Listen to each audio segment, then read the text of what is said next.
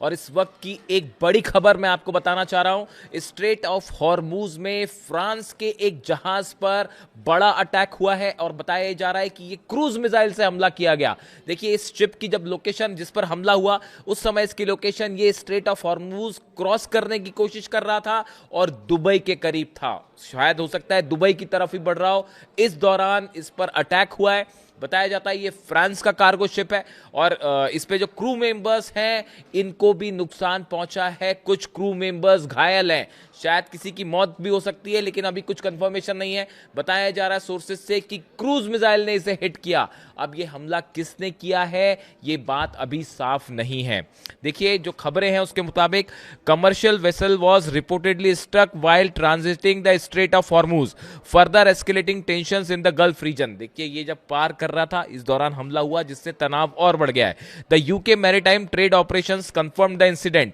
जो UK maritime trade operations है इसकी तरफ से इस खबर को कंफर्म किया गया है। कोई स्पेकुलेशन नहीं है, खबर कंफर्म है कि फ्रांस का एक कार्गो था जिसको हिट किया गया है। US officials suggest the ship identified as CGM Saint Antonio may have been hit by a land attack cruise missile। जो अमेरिका की तरफ से कहा जा रहा है कि इसका नाम सैन एंटोनियो है, जहाज का नाम जो है, और इसे क्रूज मिसाइल से हिट किया गया है। विच रिपोर्ट्स ऑफ क्रू इंजुरीज, जिसमें यह भी बताया जा रहा है कि जो क्रू मेंबर्स थे इनको भी नुकसान पहुंचा, ये घायल हुए।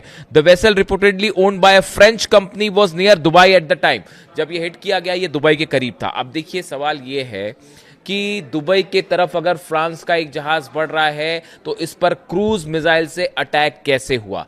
क्या ईरान की तरफ से यह हमला किया गया है? अभी ईरान की तरफ से इस तरह का कोई क्लेम नहीं किया गया है। ईरान की तरफ से कोई दावा नहीं है, ना ही ये कहा गया कि हमने क्रूज मिसाइल फायर की है या हमला किया गया है। फिर ऐसे में सवाल ये है कि फ्रांस के इस जहाज पर हमला कैसे हुआ?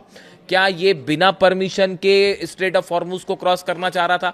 जो ईरान ने अपनी शर्तें लगा रखी है, क्या बिना परमिशन के इसने क्रॉस करने की कोशिश की, इसलिए ईरान की तरफ से मिसाइल फायर किया गया? ईरान ने अभी कुछ नहीं कहा इस बारे में, ना इसको स्वीकार किया है ना इसको डिनाई किया है। यानी ईरान का रुख क्या है ये अभी देखना होगा।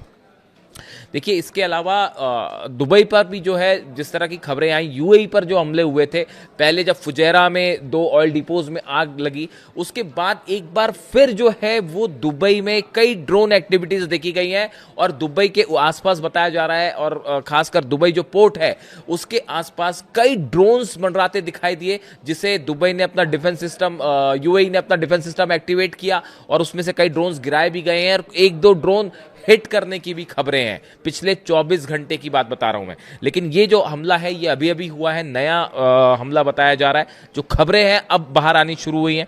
देखिए, अब सवाल ये है कि क्या स्ट्रेट ऑफ हॉर्मूज में अमेरिका का जो ऑपरेशन है वो रुक गया है? मार्को रूबियो विदेश मंत्री ने अभी पीसी की है अमेरिका के, और उन्होंने ये कहा है कि जो अमेरिका का ऑपरेशन चल रहा था उसे अब रोक दिया गया है।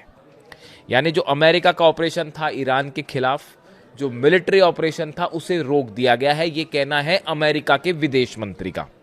He emphasized that the future negotiation with Iran will center specifically on uranium enrichment and the handling of the sensitive nuclear material that remains accessible within the country। अब उनका कहना ऐसा है कि अब ईरान के यूरेनियम पर फोकस करेंगे, ईरान के न्यूक्लियर प्रोग्राम पर बातचीत के द्वारा फोकस किया जाएगा, जिस पर बात करने के लिए ईरान तैयार नहीं है।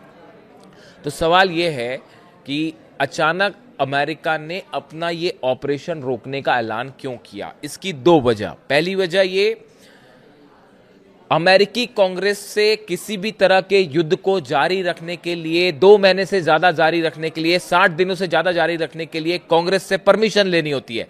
लेकिन डोनाल्ड ट्रंप एडमिनिस्ट्रेशन ने अमेरिकी संसद को, कांग्रेस को ये प्रस्ताव दे दिया है, ये वहां पर बात रख दी है अपनी कि हम इस ऑपरेशन को खत्म करते हैं। यानी अमेरिका का कहना ऐसा है कि हम इस जंग को अब हम खत्म करते हैं ताकि कांग्रेस से अनुमति ना लेनी पड़े। आप इस क्लॉज को समझिए। अब ऑपरेशन ही खत्म हो गया तो परमिशन लेने की जरूरत नहीं है, लेकिन इसका यह कतई मतलब नहीं है कि यह ऑपरेशन फिर से शुरू नहीं होगा। देखिए, आप डोनाल्ड ट्रंप कभी भी हमला कर सकते हैं और ये कह सकते हैं कि देखिए पिछला वाला ऑपरेशन हमने खत्म कर दिया था, अब ये नया ऑपरेशन है और इसके लिए मेरे पास फिर 2 महीने का वक्त है। ये आर्ग्यूमेंट डोनाल्ड ट्रंप रख सकते हैं। यानी पहला जो मुद्दा था वो कांग्रेस से परमिशन लेने वाला मुद्दा था, जिसको लेकर बताया जाता है कि ये ऑपरेशन खत्म हुआ। इसके अलावा देखिए दूसरा बड़ा अहम खबर कि ईरान के जो विदेश मंत्री हैं अब्बास अराक्ची साहब, वो इस समय चीन के दौरे पे हैं और उनकी चीन के विदेश मंत्री वांग यी से मुलाकात हुई है अब से थोड़ी देर पहले। डोनाल्ड ट्रंप जाना चाहते हैं चीन के दौरे पर और वो ये चाहते थे कि चीन के दौरे पर जाने के पहले स्ट्रेट ऑफ हॉर्मूज में जो तनाव है वो कम हो जाए। इसके लिए दो कोशिशें की गई। पहली कोशिश ये थी, एक बड़ा प्लान था कि यूएई और इजराइल के जरिए एक बड़ा हमला करवाया जाए ईरान पर, लेकिन मैं आपको बता चुका हूं ये खबरें रूस की तरफ से ऑलरेडी ईरान के पास पहुंच गई थी और इसके पहले कि इजराइल हमला करता ईरान की तरफ से मिसाइल्स फायर कर दी गई और वो मिसाइल्स ने यूएई को हिट किया और कई मिसाइल्स ने जो है अमेरिका के शिप और प्लेन्स को भी हिट किया, यानी उनको टारगेट करते हुए फायर किया गया। यानी ईरान की तरफ से एक ट्रेलर दिखा दिया गया, संदेश दे दिया गया कि अगर आप फिर से हम पर हमला करते हैं तो उसका नतीजा होगा पूरा अरब जलेगा। इसीलिए ये कहा गया कि इसके पहले कि इजराइल या शायद यूएई के साथ मिलकर, फाइटर जेट्स के साथ मिलकर किसी तरह का हमला होता, उसके पहले ही ईरान ने एक स्टेप आगे लेते हुए ये हमला कर दिया। लेकिन अब सवाल ये है कि ये जो हमला हुआ है फ्रांस के जहाज़ पर, जो कार्गो है फ्रांस का, जो फ्रांस की कंपनी चलाती है, क्या इसके पीछे, क्या ये ईरान की तरफ से किसी तरह का हमला था या स्ट्रेट ऑफ हॉर्मूज में एक बड़ा फॉल्स फ्लैग ऑपरेशन चल रहा है और इस बात की कोई गारंटी नहीं है कि कौन सा देश किस देश के शिप को निशाना बना दे और आरोप ईरान पर लगा दे। ये बड़ी एक खबर है जिसको लेकर अलर्ट रहना होगा। खासतौर पर ईरान की तरफ से बात कहा जा रहा है कि ये ऐसा हो सकता है कि कोई बड़ा हमला कर दिया जाए और आरोप जो है ईरान के ऊपर लगा दिया जाए। इस बात को लेकर ईरान ने अपना स्टैंड साफ कर दिया है कि अगर हमारी तरफ से कोई भी हमला होता है हम उसे क्लेम करते हैं और ऐसा नहीं होगा कि दबे छुपे हमले हो जाएं। लेकिन अगर कोई बड़ी ऐसी घटना होती है तो उसके लिए ये फॉल्स फ्लैग ऑपरेशन भी हो सकता है, यानी ईरान को बदनाम करने की कोशिश भी हो सकती है। अभी ये हमला किसने किया है फ्रांस के जहाज़ पर, ये एक बात क्लियर नहीं है, लेकिन खासा तनाव देखने को मिल रहा है स्ट्रेट ऑफ हॉर्मूज में, बावजूद इसके कि डोनाल्ड ट्रंप और मार्को रूबियो ये कह रहे हैं कि हमने ऑपरेशन फिलहाल रोक दिया है। लेकिन अंदर की खबर ये है कि बड़े जंग की तैयारी अब भी जारी है इजराइल में अमेरिका की मदद से।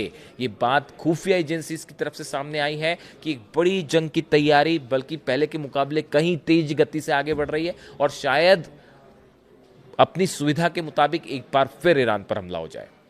जो भी अपडेट होगा आप तक पहुंचाऊंगा। वीडियो कैसा लगा बताइए। Thank you so much.